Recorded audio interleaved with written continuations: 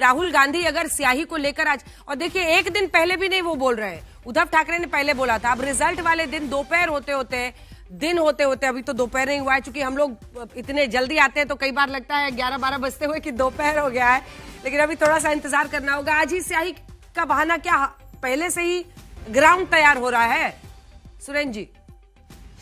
अच्छा, मुझे बताया जा रहा है कि सुरेंद्र राजपूत जी राहुल गांधी के बयान आने के बाद चले गए।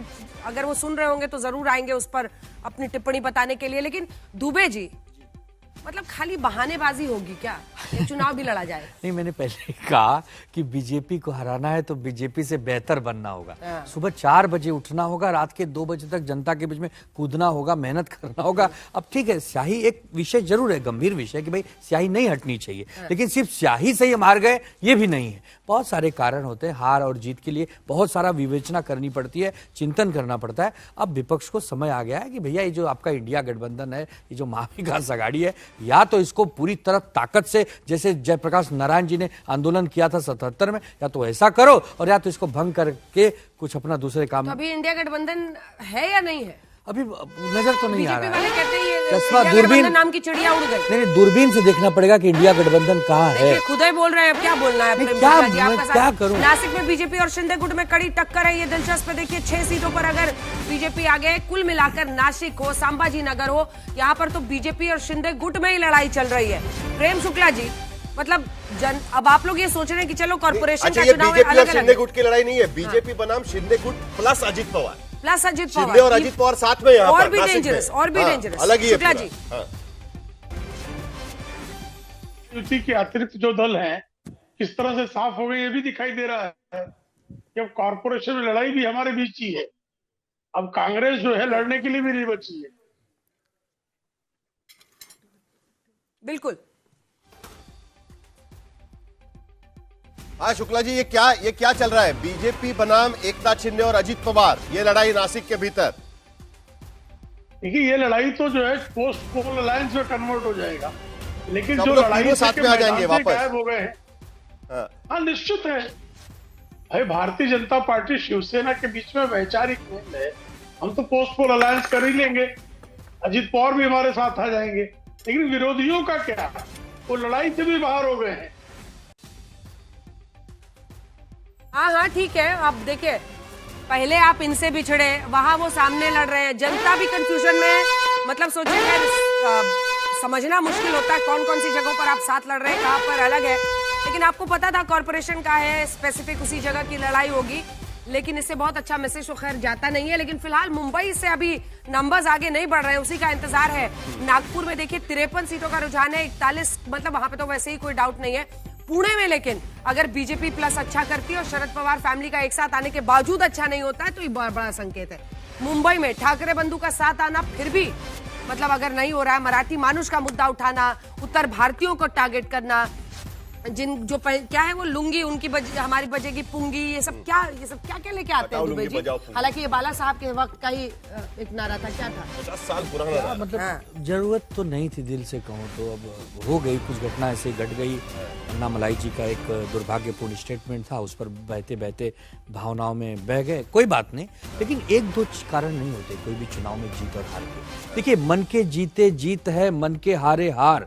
हार गए वो बिन लड़े, उन पर है धिक्कार, उन पर है धिक्कार जो देखे ना सपना, और सपनों का अधिकार असल अधिकार है अपना। तो हम लोग लड़ तो रहे हैं, हमें कोई एक बार ये बधाई नहीं दे रहा है कि दुबे जी आपकी पार्टी लड़ रही है, केंद्र में उनकी सरकार, राज्य में उनकी सरकार, फिर भी हम डटकर उनका सामना कर रहे हैं। और इस स्थिति में है कि 21 और 32 पर है, उस पर कोई बात नहीं हो रही है। बस दुबे जी की नाव डूब गई है, डूब गई।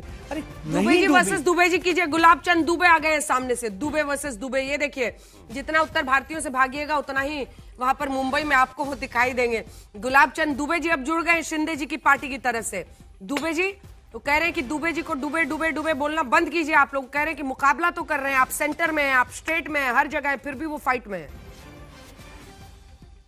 आनंद दुबे मेरा छोटा भाई है, उसको तो मैं यही नसीहत दूंगा कि राजनीतिक चलते चलते कहीं पे आकर आए और वैसे दल में आ गए जहां डूबने की पूरी आशंका बनी हुई है, फिर भी आपका अवसर है, बढ़िया है, जहां नाव किनारे पे लगने की संभावना बनती है। ये 2 साल पहले तक उसी नाव में बैठे थे, भागे ये हैं और नसीहत मुझे मिल रही है।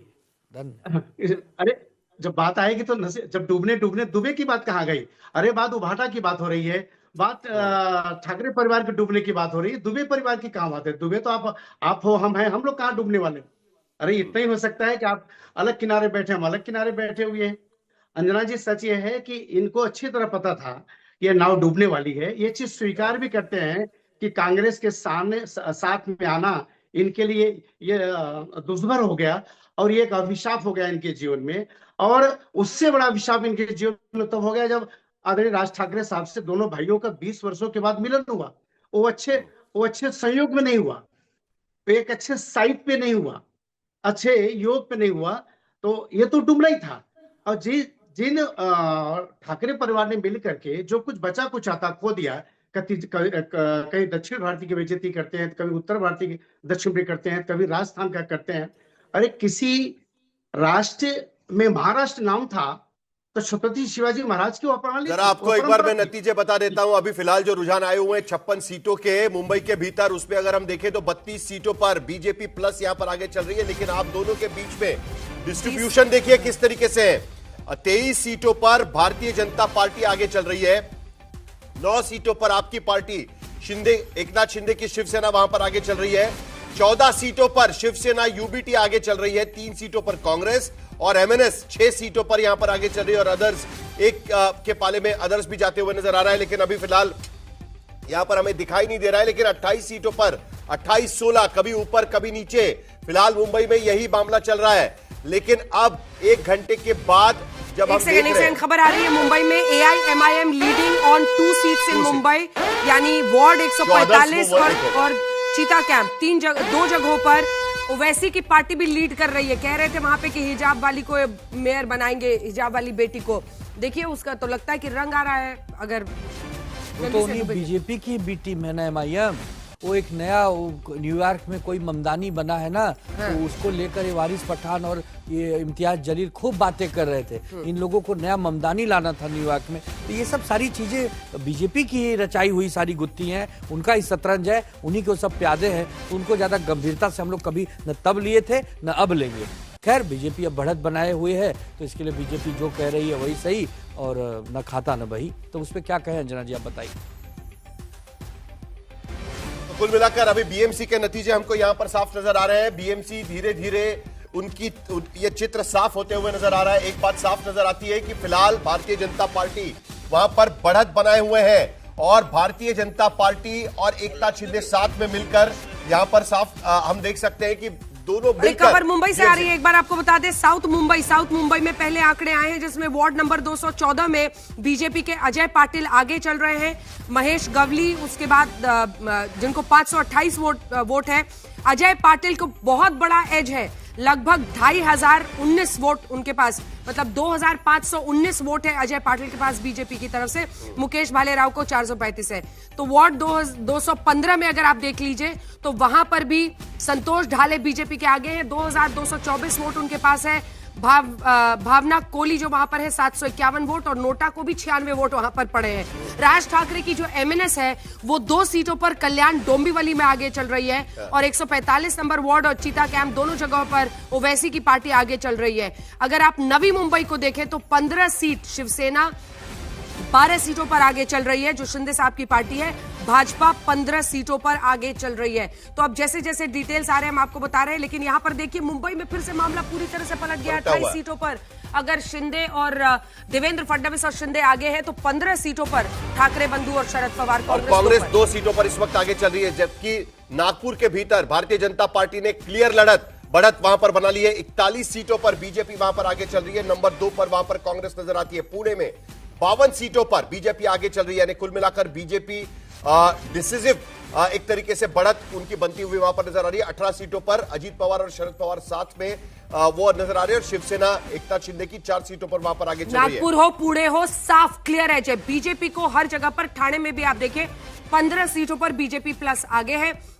ये साफ रुझान है, साफ दिख रहा है कि बीजेपी जबरदस्त बढ़त के साथ आगे चल रही है। कुछ ही देर में टून सिन्हा हमारे साथ बीजेपी की तरफ से जुड़ेंगे, मिलिंद देवड़ा भी हमारे साथ जुड़ने वाले हैं जो कि शिंदे गुट से सांसद हैं, और हमारे साथ राज्यसभा के। रुझानों में बीजेपी 50 के पार जा चुकी है। पुणे की सीटों में अगर हम देखें तो पुणे में बीजेपी 50 के पार जा चुकी है, 165 सीटें पुणे के भीतर है। 75 सीटों के रुझान इस वक्त हमारे पास है और उस पवार 75 फैमिली में के लिए भी बड़ा झटका, अजित पवार के लिए बड़ा झटका, साथ जुड़ रहे थे लेकिन क्या हुआ?